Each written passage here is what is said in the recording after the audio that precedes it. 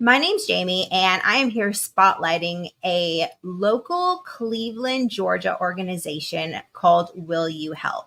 I have with me here the founder, Jeff Edrington, who I've known for a long time, who is an amazing person that has a super heart for community and the homeless. Hey, Jeff, thank you so much for coming on with us today.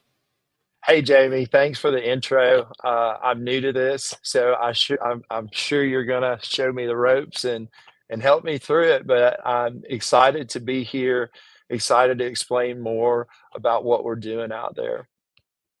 Absolutely. And we know you're making a huge impact in Cleveland, Georgia. So let's talk about who is it that you help? Great question. So, who we help is people on the streets, the homeless that are out on the streets. So, when you go out, maybe you go out to a restaurant or you go shopping or something like that, and you see people out on the streets holding up cardboard signs, right? Asking for help. Those are the people we help. So, in contrast to that, we don't go to like homeless shelters and hand out our bags.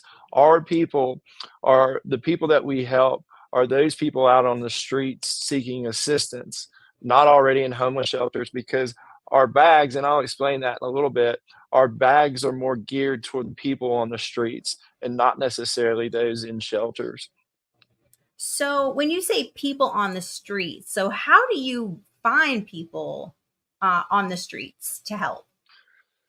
So we reach out to homeless shelters across the state of Georgia and soon across other states as well, and ask them, where are people? Where are people out on the streets? And, they'll tell us, well, they're in, around or this location or that location. So that's how we know where to go out and seek them. Awesome. So collaborating with the church also to find who it is that you do help. Now, what is it that you do to help them? So we go out and we prepare these message bags. And these message bags are filled with food. They're filled with street supplies like an inflatable pillow, a thermal blanket, socks, poncho, stuff like that. And when we go out, we hand these bags out to them. And on one side, you can see it says, "Will you help?" And on the other side, it says, "Hire me for." And with these bags, our goal is to get rid of these signs, right? That I usually can't read these signs when I walk by someone, but I feel like this bag, on this side, you when you see this is a strong ask, right? If I were to see this out on the street and I walk by somebody and it said, "Will you help?" It kind of compels me to, it's a hard ask. It's a much harder ask than something I can't necessarily read. And so I want people to feel compelled to engage others. But also what we have when we go out and talk with people on the street, some of them say, "You know what? I just want a job. I want a job." And so what this bag does, what we do is we put a silver Sharpie in each bag, and that allows for people to fill out whatever their trade is, right? Some say, "Hey, I can do yard work, painting, I can do plumbing, construction, those kind of things." And so what we are getting to those on the streets is a job opportunity platform for them as well. I know a lot of people will that go out and help have us the help the homeless will take a bag or some sort, but this is so much more meaningful. This bag, it invites engagement, not only from the person receiving it, but from the person that's giving it to. And we know that engagement leads to understanding. We also know that understanding sparks solutions and that solutions change the world. So we feel our message bag is revolutionary in the fact of giving a voice, a platform to those that are on the streets.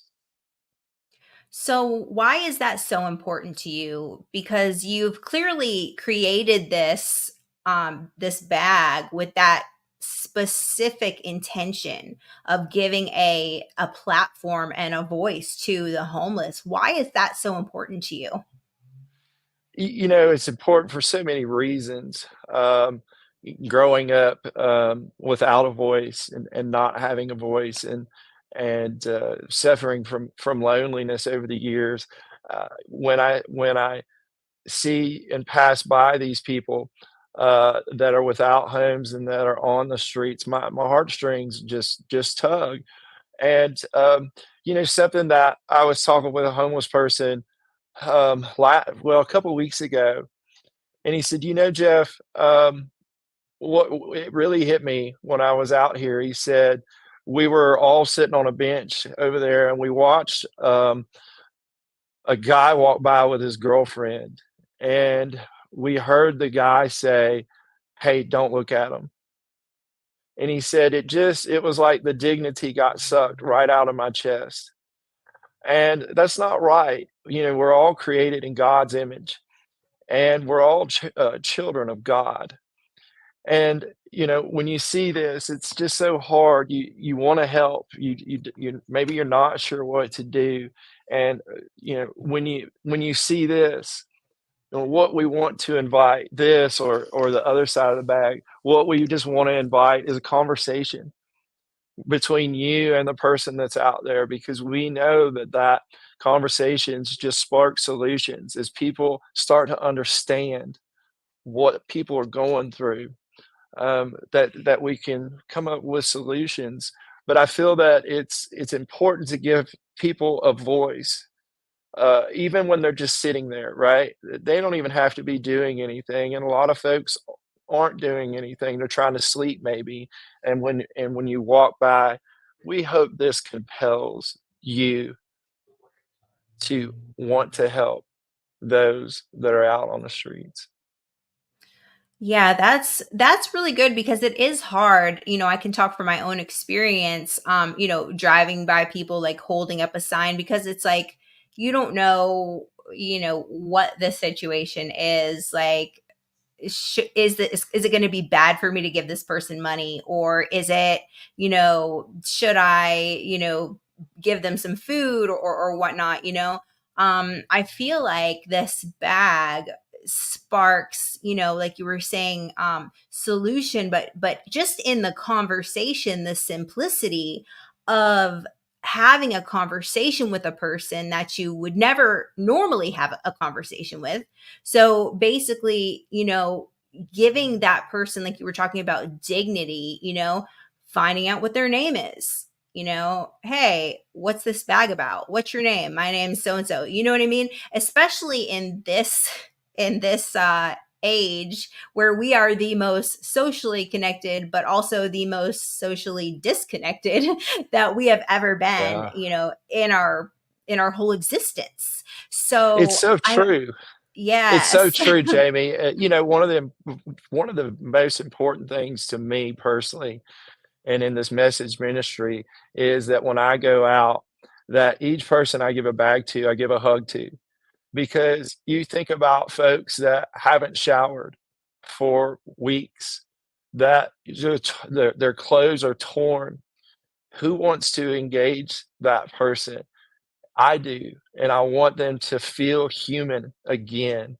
And giving hugs, man, it changes me, it changes them. It's all good that comes out of that. And so that's what, we're also hoping is to spark that engagement, spark that love for mankind that we're, innately born with, and to welcome conversations. These people, what I find is they just want to be heard. No one wants to talk to them.